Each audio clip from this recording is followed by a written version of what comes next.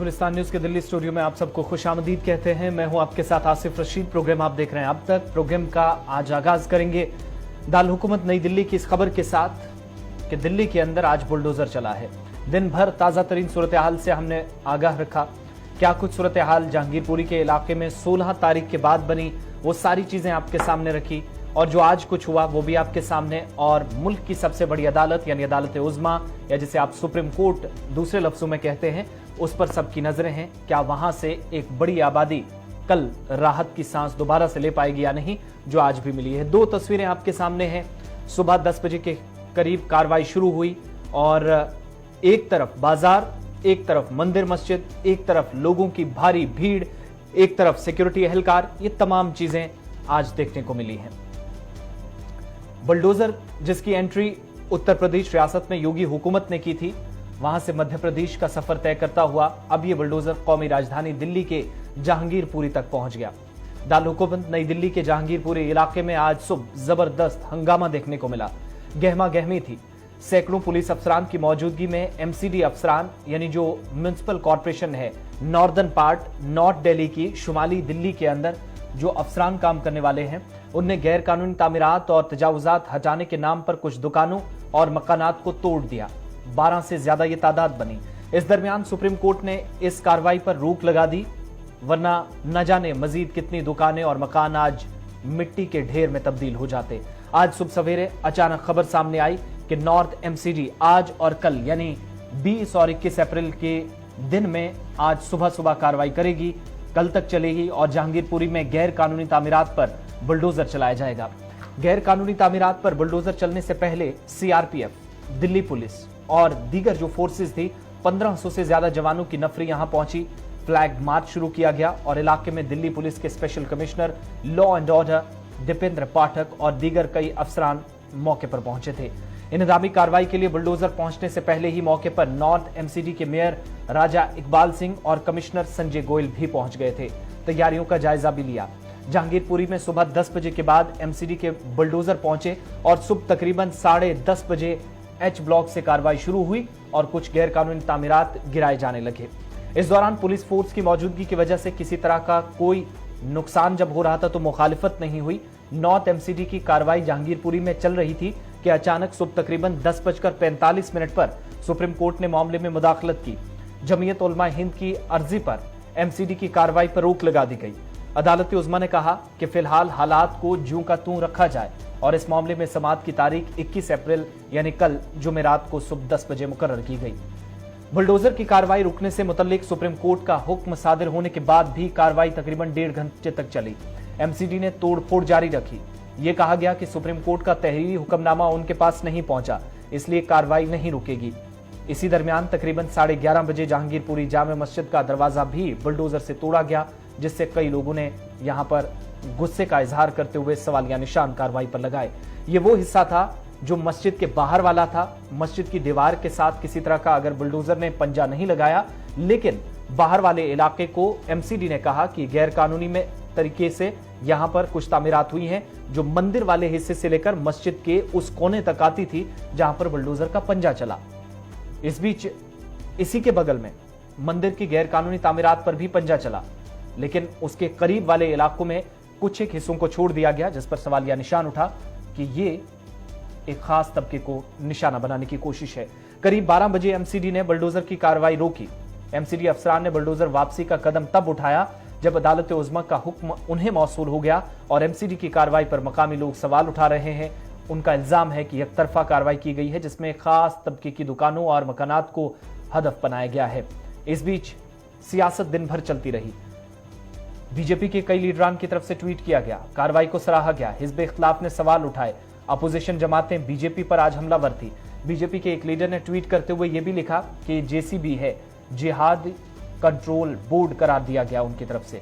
लेकिन इस पर पलटवार करते हुए आम आदमी पार्टी ने कहा कि नफरत के सिवा आपको कुछ आता नहीं। राहुल गांधी ने ट्वीट करके लिखा कि नफरत के बुलडोजर अपने दिलों पर इस वक्त बीजेपी चलाए, मुल्क के अंदर ऐसे हालात ना बनाए जाए। पहले क्या कुछ इस पर रद्दअमल था वो आप तक पहुंचाते हैं और मजीद आगे बढ़ेंगे। नाम आशु। अच्छा आशु जी, क्या आपकी दुकान ये जो तोड़फोड़ हुई है ये हाँ जी, ये मेरी जो है बाइक की शॉप है। ये देखो क्या नुकसान करा है, ये सारी बाइकें वगैरह तोड़ दी। इनको जो है पहले 1-2 दिन का टाइम देना चाहिए था, लेकिन लोगों ने कुछ भी टाइम नहीं दिया। इन लोगों के पास में सुप्रीम कोर्ट का ऑर्डर आ गया है कि ना ही तोड़ा जाए ना ही कुछ करा जाए, 1-2 दिन बाद के बाद देखा जाए। लेकिन इन लोगों ने ना ही सुन के उसके बावजूद भी ये सब तोड़फोड़ मचा दी और मस्जिद का गेट वेट फिर इन लोगों ने हाथ लगा दिया, सारा कुछ तोड़ ताड़ के अलग कर दिया। आज सुबह आपको पता चला कि ऐसे तोड़फोड़ होने वाली है? कुछ पता नहीं चला, कुछ भी नहीं कि मतलब कि जूस की दुकान या उधर से कबाड़ा वगैरह उठाएंगे न्यूज़ पे, तो हमने ये सुना था, इसलिए जो है अपना चुपचाप बैठे हुए थे। नहीं तो अगर हम बताते कि कुछ सामान वामान अपना निकाल लो, कुछ टाइम तो देना चाहिए आदमी को। अब ये हमारा नुकसान जो है, बाइक वो जो है कि स्कूटी पूरी तोड़ दी है, सारा कुछ तोड़ दिया। इसका नुकसान जो है कौन बनेगा इसका? जी, कोई नोटिस कभी आपको आया है एमसीडी नोटिस से? नहीं आया, कभी भी कभी कोई नोटिस नहीं आया। कभी आपको कोई नोटिस नहीं मिला है आया कि ये जो है इस तरफ है, ये गैर कानूनी है?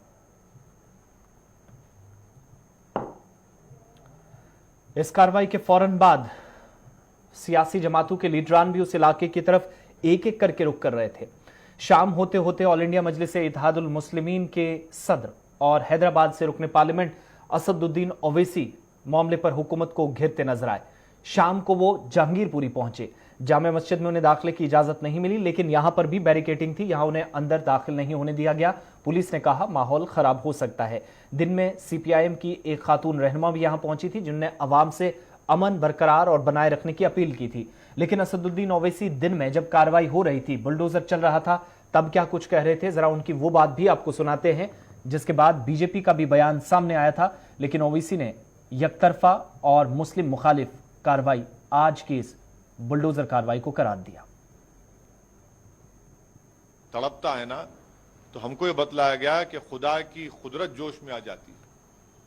आपने मस्जिद के सामने की मलगियों को तोड़ दिया, शॉप्स को, मंदिर के सामने जो क्यों नहीं तोड़ा आपने? ये टारगेटेड डेमोलिशन है। तो एक कम्युनिटी को कलेक्टिव पनिशमेंट दिया जा रहा है, ये विजिलेंटी जस्टिस है। मैं इसको कंडेम करता हूं और मैं शुक्रगुजार हूं कि सुप्रीम कोर्ट ने इसका नोटिस लिया और इमीडिएटली स्टे दिया। और हद तो यह है कि जब सारी दुनिया को पता चल गया कि सुप्रीम कोर्ट ने स्टे दिया है, स्टेटस को दिया है, उसके बावजूद भी नहीं रुकते, तो सुप्रीम कोर्ट के रजिस्ट्रार को फोन करना पड़ता है। तो और ये कौन सी बात आप पार्टी कर रही है? उनके लोग कह रहे हैं कि वहां पर बांग्लादेशी और रोहिंग्या हैं। इनको क्या गरीबी नजर नहीं आ रही? भारत के नागरिक हैं पूरे के पूरे वो। उनका जुल्म एक ही है कि गरीब हैं। और मैंने जो पहले कहा था वो ये है कि बुलडोजर चलेगा अंसार पर, अहमद पर, बुलडोजर नहीं चलेगा अर्जुन पर और अजय पर। यह फर्क है। और ये अंसार चाहे बीजेपी में हो या आप पार्टी में हो, वो अंसारी रहता है। लेकिन ये जो किया जा रहा है, लेकिन एमसीडी या फिर आम आदमी पार्टी का ये कहना है कि बीजेपी उन लोगों को हटा रही है, एमसीडी उनको हटा रही है जिनका इंक्रोचमेंट। आपके नेता, बीजेपी के नेता लेटर नहीं लिखे, नाम लिख करके ये स्टोन पेल्टिंग में था, इसका तोड़ दिया जाए। क्या आपका मेयर, आपके अधिकारी बीजेपी के नहीं कह रहे हैं मीडिया के सामने आके ये लोग इन्वॉल्व हैं, घर तोड़ दो? फिर वो जो तलवार लेकर नाच रहे थे, वो जो मस्जिद में जाकर झंडा लगा दिए, आपको अगर घर तोड़, जो गैर कानूनी आप तोड़ रहे हैं, उनका गुनाह क्या होगा? फिर आप 7 साल से सो रहे थे क्या? ये विजिलेंटी जस्टिस है, ये रूल ऑफ लॉ को कमजोर करेगा और ये अच्छा नहीं है इस देश के लिए। लेकिन आपका आरोप आम आदमी पार्टी के ऊपर है। हमारा आरोप बीजेपी पे भी है, आम आदमी पार्टी पर भी है, क्योंकि जो डेमोलिशन की नोटिस दी गई है, पीडब्ल्यूडी दिल्ली की आप सरकार में आता है और उसमें कहा गया उस नोटिस में कि आप हमको मटेरियल दीजिए डेमोलिशन करने का, आपके लोग भी एई जेई भी दीजिए। इतने एमएलए जीत कर आए, आपके कहां एमएलए? पूरे भाग गए। क्या मौन व्रत पर बैठा है आपका दिल्ली का मुख्यमंत्री केजरीवाल? दिल्ली का फसाद हुआ 2020 का, तो गांधी वहां पर चला गया, गांधी समाधि के पास। अब आप मौन व्रत पे बैठे हैं क्या? दिख नहीं रहे आपको कि लोगों की बर्बादी? ये समझने की जरूरत है कि बुलडोजर इस देश में चल रहा है तो अहमद और अंसार पर चल रहा है। जब चुनाव आता है तो सब मोहब्बत के मजारे करते हैं, चुनाव हो गया, मकसद निकल गया, अब लगाओ बुलडोजर, तोड़ दो उसको। कोर्ट किस लिए है फिर? कैसे कोई सरकार जज, जूरी, एग्जीक्यूशनर बन सकती है, बताइए। चलिए, असदुद्दीन ओवैसी बात कर रहे थे आम आदमी पार्टी दिल्ली हुकूमत पर और एमसीडी और भारतीय जनता पार्टी को हदफ तनकीद बनाया, एकतरफा कार्रवाई थी, मुस्लिम मुखालिफ थी, अक़लियतों को परेशान किया जा रहा, ये इल्जाम उनका था। अब इंतजार कल 10 बजे का है, अदालत उज़्मा इस पर क्या फैसला सुनाती है। हाई कोर्ट में भी मामला गया था, लेकिन हाई कोर्ट ने कहा कि जब मुल्क की सबसे बड़ी अदालत में यह मामला है तो ऐसे में उनकी तरफ से मुदाखलत करना इसमें सही नहीं है। अगर वहां से कोई राहत नहीं मिलती है, हो सकता है दूसरा जो ऑप्शन रहेगा, जमीयत उलमा हिंद या बाकी जो पिटिशनर्स हैं, अर्जी गुजार हैं, वो अदालत का दरवाजा निचली सतह पर भी खटखटा सकते हैं। मगर आज का जो दिन गुजरा उसमें मुल्क की सियासत में हमने कई उतार चढ़ाव देखे। मंदिर और मस्जिद पर बुलडोजर चलते हुए देखा, बाहर जो आहता था उसे तोड़ते हुए देखा, और इस बीच रोती बिलकती खवातीन, उनके बच्चे और यहां तक कि ऐसे अशखास भी आज उस जगह पर मौजूद थी जिसका नाम जहांगीरपुरी है, जहां बुलडोजर चल रहा था। उन्होंने कहा कि यहां से एक रेहड़ी को भी, एक पटरी को भी पीछे ना कीजिए, क्योंकि जब आप रेहड़ी पर पंजा डालते हैं तो यूं समझ लीजिए हमारे कलेजे पर या हमारी रोजी रोटी पर ये जेसीबी का पंजा पड़ा है। वक्त छोटे से ब्रेक का है, प्रोग्राम अब तक जारी रहेगा, हमारे साथ रहिएगा।